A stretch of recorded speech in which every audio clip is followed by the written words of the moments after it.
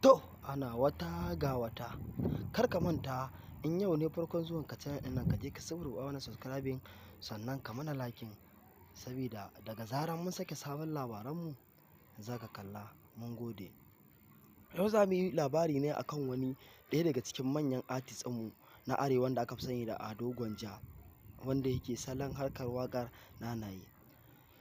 Ado Gwanja celebrity ne wanda yanzu arewa da Afirka, arewacin Najeriya, wanda yana ɗaya daga cikin manya-manyan artist wanda ake ji da shi, wanda za a ce shine ma zakakuri in dai har ta fannin waƙa ne na 'yan mata. Ado Gwanja ya taka wani mataki yanzu a arewacin Najeriya wanda har ya kai ga mutane suna cece-kuce a kansa. Wanda yanzu Ado Gwanja yake so sake muku wani sabon ayyukansa. Mawaƙinmu na arewa Ado Gwanja yana ɗaya daga cikin manya-manyan celebrity yanzu wanda suke taka rawan gani a Afirka. Wanda yanzu har ta kai ƙasar Uganda su ne suke ɗaukan nauyin aikinsa. Ya wallafa hakan ne a shafinsa na sada zumunta sabida ɗan wani cece-kuce da aka samu akan wani aikinsa da ya sake kwanakin baya.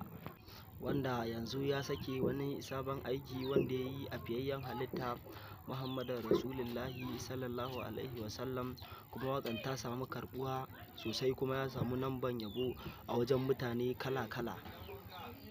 A shafinsa na sada zumunta yana ganin comment wanda mutane suna nuna jin daɗinsu akan hakan.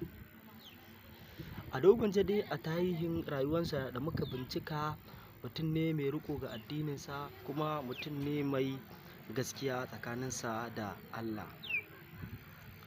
Ado Gwanja dai yanzu yana attempt ɗin cire mana wasu sabbin waƙoƙi ne wanda insha Allah waƙoƙin nan ana tunanin za su je su international, sabida yanzu ƙasashe bila adadin yana fita show ƙasashen Afirka.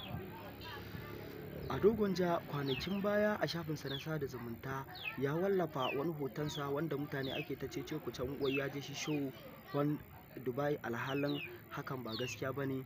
Ya je shi hutawa ne, ko kuma mu ce duk yanda ka ga mawaƙi ya fita irin wannan fitan tashi ɗaya, to ya je shi ya samu hutu ne da nutsuwa wanda zai cire aiki, wanda mutane za su yi appreciate da hakan sosai. Wanda mutum ne ya daɗe yana harkan waƙa nan, wanda tun can a baya ma da ana tunanin taurarinsa sun dishashe. Ya tashi ɗaya kuma gashi da izinin Allah da yardar Allah taurarinsa suna haskawa. To mu dai haka muke so mu ga mawaƙanmu na arewa kullum muna ci gaba. Yanzu bari na muku misali da mawaƙan kudu. Yanzu idan ka duba ka ga Rema yaushe ta so ma ya fara harkan waƙa, wanda yanzu Rema har yana matakin duniya a harkan waƙa.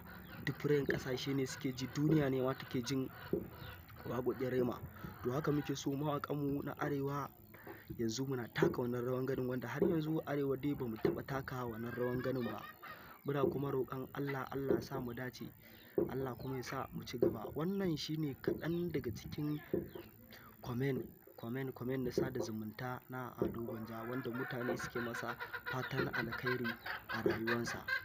Allah ya ɗaukaka ka, Allah ya sa ka fi haka, Allah ya sa ka ci gaba a rayuwarka, Allah ya sa ka zo ka taimake mu ƙananan celebrities. Allah kuma ya sa hakan, ya sa ka taimaki iyayenka wanda har kana kayi ma. Allah ya sa a ce kana ɗaya daga cikin manya-manyan mawaƙa.